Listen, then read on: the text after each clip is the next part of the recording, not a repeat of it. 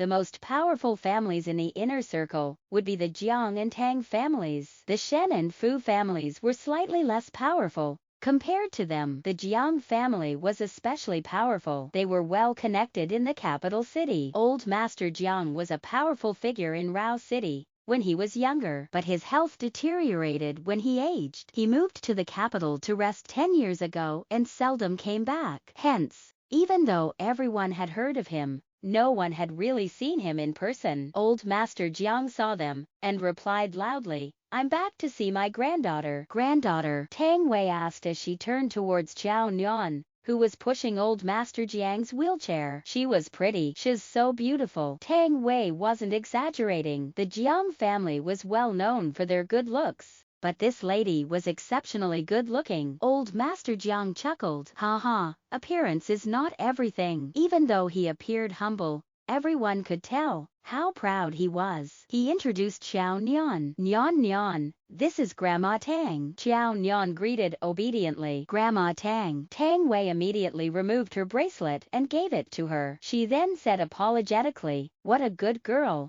I didn't know that you would be here today. If I knew, I would have prepared a present for you. I have worn this bracelet for a number of years, and it was blessed by a master a few years ago. I hope you like it." Chao Nian couldn't reject the gift and accepted it begrudgingly. After Tang Wei had given the gift, she started to chat with the old master. Everyone in the Chao family was shocked, especially He Yuan and Chao woman. He stood in his tracks and didn't know whether he should join in the conversation. Chao Chen's face turned pale. She mumbled to herself unbelievably, "Weren't older sisters biological parents from Waha County? Why does Grandma Tang know them?" Furthermore, from the looks of it, Tang Wei not only knew him, but she was also even trying to get close to him. How could Chao Nian know someone like that? After chatting for a while with Old Master Jiang, Tang Wei asked about Chao Nian. "Is Nian Nian in high school now?" "She's in her 3rd year," Old Master Jiang replied smilingly. Tang Wei took a look at her and asked, "Where is she studying?" Old Master Jiang answered casually, "She should be attending Rao City High School. She took a gap year previously and has to enroll in a new school. She seemed interested in that school, so I've let her enroll in it." Chao Chen almost lost her balance when she heard that Chao Nian was going to enroll in Rao City High School.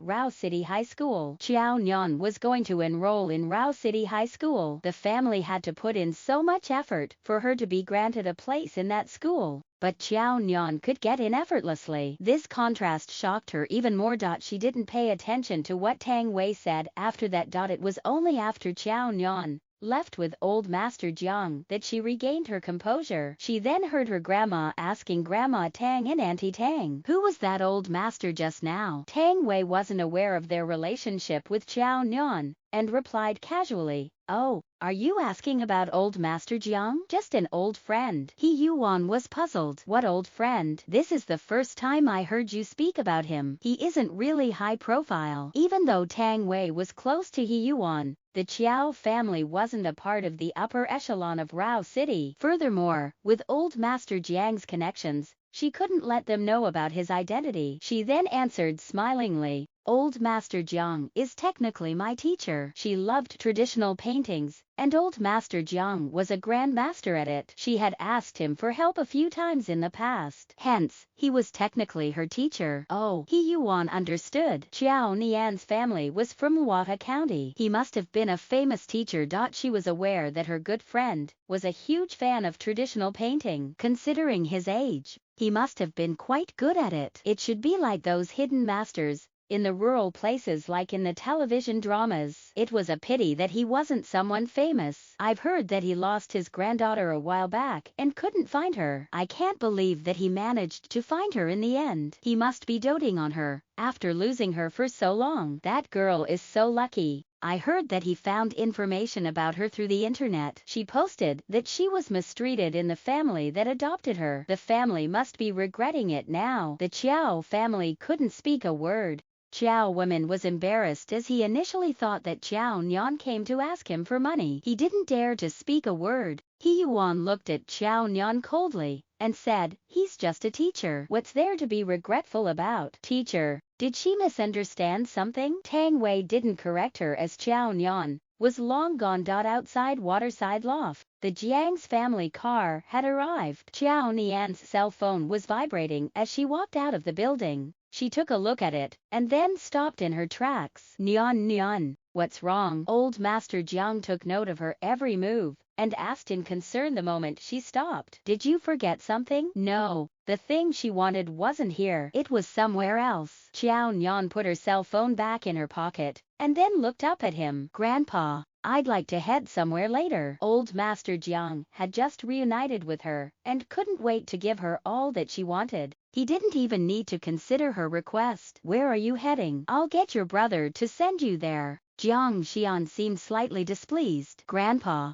I have a news conference later, and second brother already agreed to send me there. Jiang Xian was known to be a beauty with brains and so was rather popular in the entertainment industry. She had already acted in several drama series before she even graduated. She was rather known even in the capital. Can the chauffeur send you instead? Old Master Jiang wasn't supportive of her joining the entertainment industry. He felt that given how well the Jiang family was doing, Jiang Xian didn't have to be in the public eye. But since Jiang Zongnan and Tang Wanru were agreeable, he didn't want to be an annoying grandfather standing in the way of his granddaughter. Jiang Xian pouted and wrapped her arm around his. But second brother and I already have a previous deal. She deliberately glanced at Xiao Nian and said, let the chauffeur send Nian Nian there instead. Xiao Nian obviously knew what she was trying to do and could sense the enmity as well. She casually said, no need for that trouble. I'll just take a cab there myself. How could that do? Old Master Jiang wouldn't agree to it. He furrowed his brows and then turned to the classy man. Wang Chuan, do you have time to send Nian Nian there for me? Jiang Xian bit her lip. She insisted on Jiang Li sending her,